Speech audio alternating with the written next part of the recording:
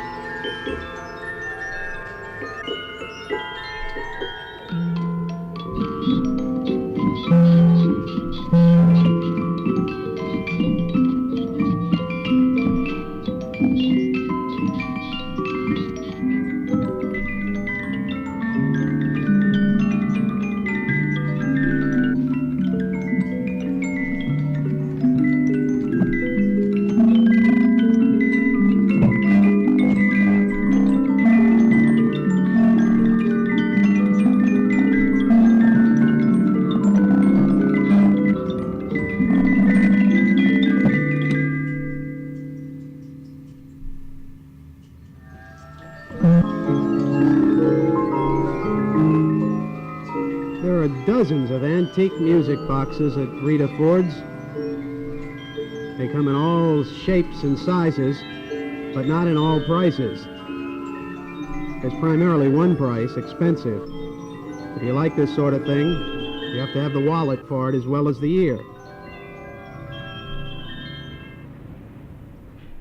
Mrs. Ford, what's the attraction of these old music boxes? What's the fascination? They really are interested in them. They seem to think about the past. As a matter of fact, they'll come in and they'll say, "Oh, this reminds me of my grandfather. I wonder what happened to the music box." And usually that gets started, conversation starts, and before you know it, they start buying a little of the past. Nostalgia sort of hits you in the face music box, or but in the ear. past.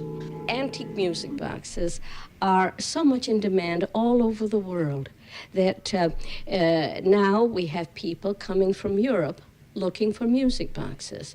Like Switzerland, that was the home of the music box. They can't find them anymore, and people are coming here to look.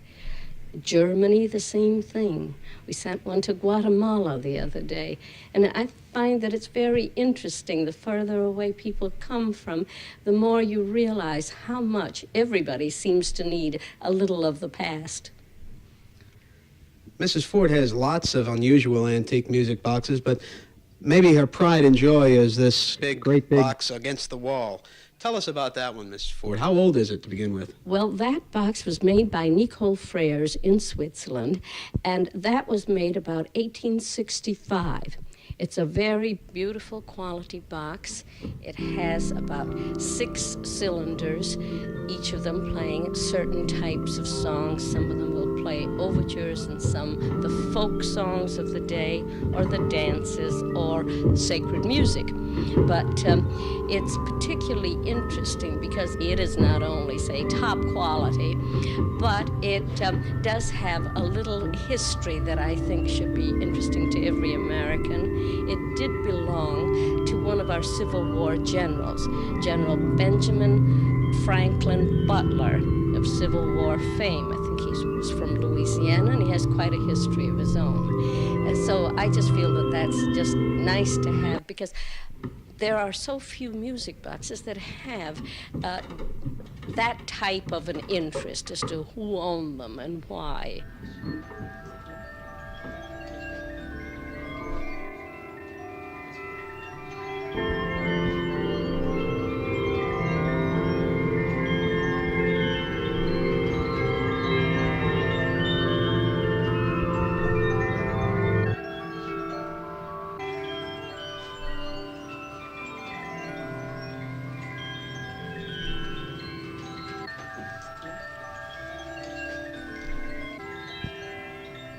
You know, it would seem from the front of your shop, at any rate, that music boxes are all antiques and that music box industry is perhaps a dying industry. But in the back, we find some rather new music boxes and some new songs, too.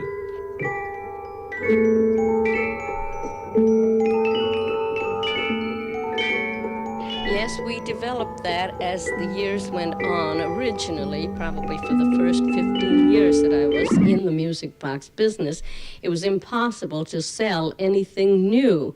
Just had to be all antiques. But as time goes on and people have become more interested in music boxes and the sounds, and so many people have had, say, a small amount of money to spend, I've developed a following that where people can buy a very nice sounding music box if it has the right kind of music in it for the person they're giving it to, for $12 and a half up to several $100s.